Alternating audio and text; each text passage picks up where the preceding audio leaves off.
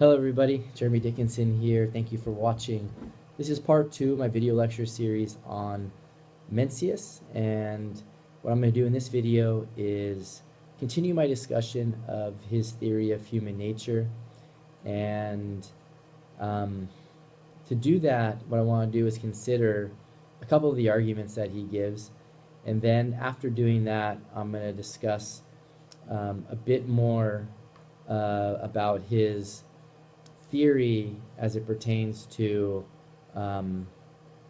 his solution to the problem that both he and Confucius faced in their lifetimes, namely that of the warring states that they were involved in and that they were living in. And so here's the first argument. I'll begin with this argument. It involves thinking about a sage. So again, the topic here is Mencius on human nature. In part 1 of my video series on Mencius, I mentioned that his theory is that human nature has a propensity toward goodness, and that somehow the seeds of goodness, and in particular human-heartedness, are within us. And so he runs an argument for this claim based on thinking about a sage. So we can call this the sage argument. The sage argument is pretty simple. Imagine a sage. A sage is someone who is advanced with respect to his or her virtue development. That means this person's going to have quite a bit of Ren and quite a bit of the other virtues as well, and will be someone who others turn to for guidance, for advice, and all the rest. When we consider the sage in this regard,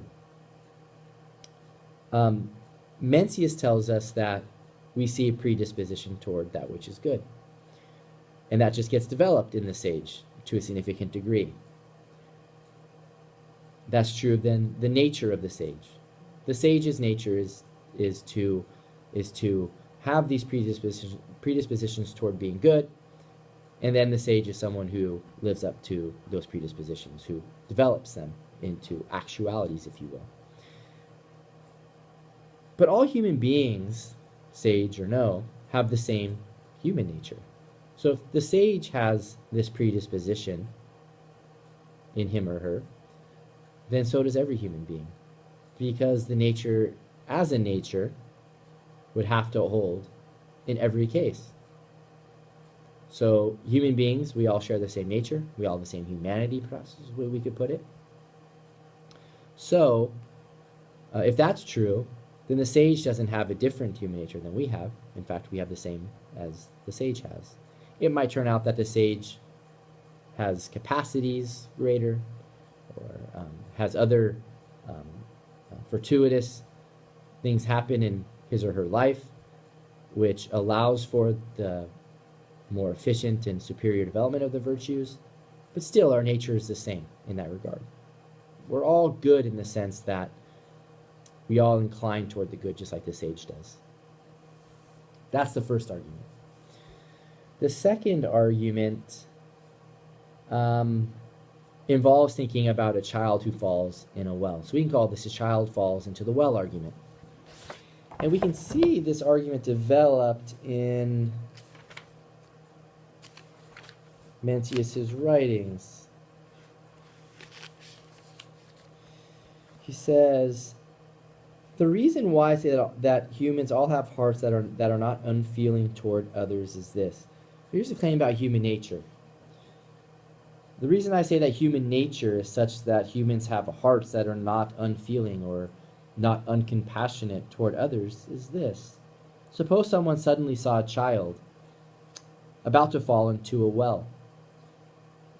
Everyone in such a situation would have a feeling of alarm and compassion, not because one sought to get in good with the child's parents, not because one wanted fame among their neighbors, and friends, and not because one would dislike the sound of the child's cries. So you see, the claim here is that if a child fell into a well, everyone would feel compassion for the child.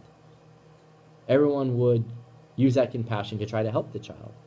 And we would do so not just because we want recognition or fame, or because we wanted to shut the child up because we couldn't stand the noise, couldn't stand the crying of the child in the well.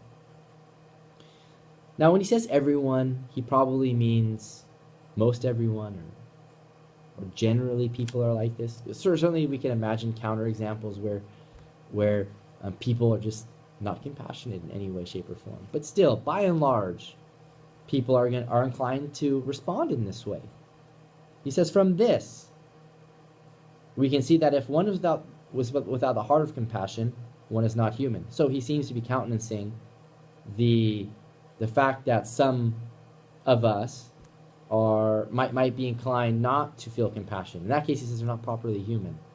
So I think here we get a sense, when we talk about human, there's kind of a normative dimension to the concept, meaning that human just doesn't describe us as a biological species, but describes us in terms of how we ought to live as humans. We ought to be such that we cultivate the virtues within us, and we can begin cultivating the virtues, as we're going to see, by cultivating compassion within us. If one is without the heart of disdain, one is not a human. If one is without the heart of deference, one is not a human. If one is without the heart of approval and disapproval, then one is not a human. The heart of compassion, as I noted just a moment ago, is the sprout of benevolence. The heart is the sprout of Ren. So compassion is the sprout of benevolence. The heart of disdain is the sprout of righteousness. Disdaining, seeing things that you know you should do. When you disdain the fact that you haven't done what you should do, that's the sprout of righteousness in your soul. And righteousness here is the concept of yi, as I've mentioned before, which is the essential instrumental virtue for the cultivation of Ren, which is translated in this text as benevolence, but also elsewhere as human-heartedness. Okay. So that's the child falls into the well argument. Look, if it's true that everyone would feel compassion for a child who falls into a well, then human nature is such that it has within it, you see, the seeds of compassion. And the seeds of compassion are related to human goodness. Okay, Ren. Okay, when human compassion is properly developed, when it's, say, a full-fledged flower as opposed to a seedling, it becomes Ren. So compassion, okay, becomes, when it's fully worked out, okay, Ren. And so, given that this is true in cases like this, we can multiply them probably. This case was chosen at random, or at least somewhat arbitrarily, given the features of the case. We can say then that human nature is such that the seeds of compassion, the seeds of goodness are within. I think that's just another way of saying that we have a propensity, don't we, for human goodness. So those are two arguments that I just wanted to say a few things about, to capture Mencius's argument for the claim that human nature inclines toward the good, because the seeds of goodness are within us. They just need to be cultivated properly. And now Confucius, as we saw, was somewhat neutral on this topic in his workings, but he could accept the same thing. It's just Mencius, I think, is taking the idea and actually developing it to a degree that we don't see developed in Confucius. Okay. Now, there's a couple stories, one story. Let's make it one story for the sake of of time here. There's one story I want to talk about from Mencius's writings, from his teachings, excuse me. It's claimed that Mencius had an audience with the king Hui. The king said, "Sir, you have come, not regarding 1,000 li as too far. Surely you will have something to profit my estate." Okay, so here we're supposed to imagine Mencius arriving to show up to a king, and the king is saying, "You've come, so you must have come to profit me in some way." Mencius responds by saying, "Why must your majesty say profit? Let there be benevolence and righteousness. Let there be ren and yi, and that is all. Your majesty says, quote, 'How can my state be profited?' The counselors say, 'How can my family be profited?' The scholars and commoners say, 'How can I be profited?' Those above," end quote, "those above and those below mutually compete for profit, and the state is in danger." So here we see Mencius, I think, capturing, in part at least, part of the source of the fighting, part of the source of the anarchy that's prevailing. And it's that people are fighting for profit. They're not working hard toward and prioritizing properly virtue, namely ren, and in this case, in this passage, yi, righteousness. And then he says that when this happens, the state is in danger. The state collapses into kind of anarchy. He says this: "In a case where a ruler of a state can field 10,000 chariots is murdered, it must be by a family that can field 1,000 chariots. In a case where the ruler of a state can field 1,000 chariots is murdered, it must be by a family that can field 100 chariots. 1,000 out of 10,000 or 100 out of 1,000 cannot be considered to not be a lot. But if righteousness is put behind and profit is put ahead, one will not be satisfied without grasping from others." Okay, so when profit is the aim, when profit is the goal, you're not going to be satisfied with what you have. What you're going to try to do is you're going to try to get more from others. Okay?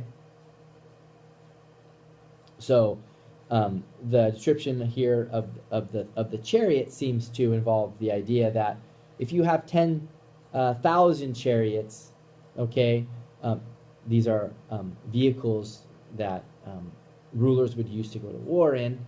One has this many chariots. They're going to go after and take over and try to fight for profit with respect to smaller armies. Okay, armies with fewer numbers of chariots. Okay, and then Mencius continues. There have been those who were benevolent who abandoned. There have never been those who were benevolent who abandoned their parents.